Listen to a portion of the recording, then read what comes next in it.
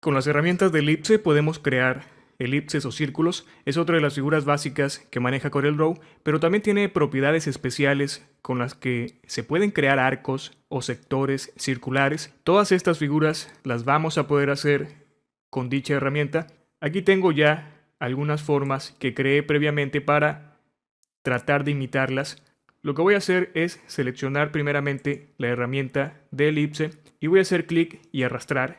Al arrastrar vemos cómo se empieza a crear ese óvalo y conforme lo movemos podemos variar el ancho o el alto. Esto en caso de que queramos crear un óvalo precisamente, porque si queremos un círculo sabemos que debe tener un radio idéntico, así que para crear un círculo perfecto vamos a presionar y mantener presionada la tecla control mientras arrastramos. De esta forma vamos a crear un círculo perfecto. Para crear óvalos pues simplemente arrastramos sin mantener la tecla control presionada para que podamos crear dicho óvalo con proporciones diferentes a las del círculo, ya sea más alto que ancho o viceversa, más ancho que alto. Entonces, una vez que tenemos el óvalo más o menos como lo queremos, soltamos el botón del mouse. Claro que mediante la barra de propiedades podemos crear un óvalo preciso que tenga una altura y anchura definida.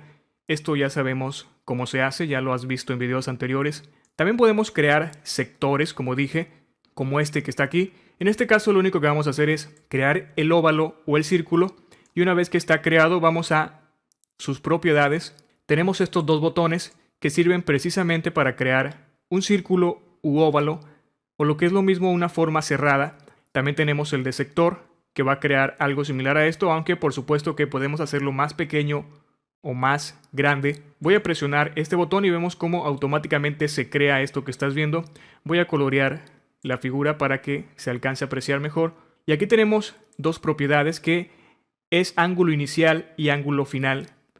¿Desde dónde quieres que empiece a crearse este sector? Vamos a modificar estos valores según sea el caso. Voy a agregar un 30 por ejemplo, voy a presionar la tecla Enter y vemos cómo se ha movido de posición este lado. Es importante tomar en cuenta que el 0 grados lo toma exactamente a esta altura. Si agregamos nuevamente un 0, o voy a presionar Control Z para deshacer el cambio, exactamente como está esta línea es 0 grados, así que vamos a empezar a contar desde aquí en el sentido contrario de las manecillas del reloj. Voy a agregar ahora, por ejemplo, un 90, voy a presionar la tecla Enter y vemos lo que ha pasado. Ahora esta zona empieza justamente desde el ángulo de 90 grados y termina en el de 270. Si quisiera que terminara a esta altura, ¿qué deberíamos hacer? Agregar aquí un 360, ya que el 360 coincide exactamente con el 0 grados. Voy a agregar 360 y vemos lo que ha pasado. Podemos hacerlo también si seleccionamos esta herramienta y hacemos clic, vemos lo que pasa. Podemos mover rápidamente la forma que tiene este círculo. Creo que es fácil entender. Por último tenemos otra figura o línea que se puede crear con la herramienta de óvalo o elipse.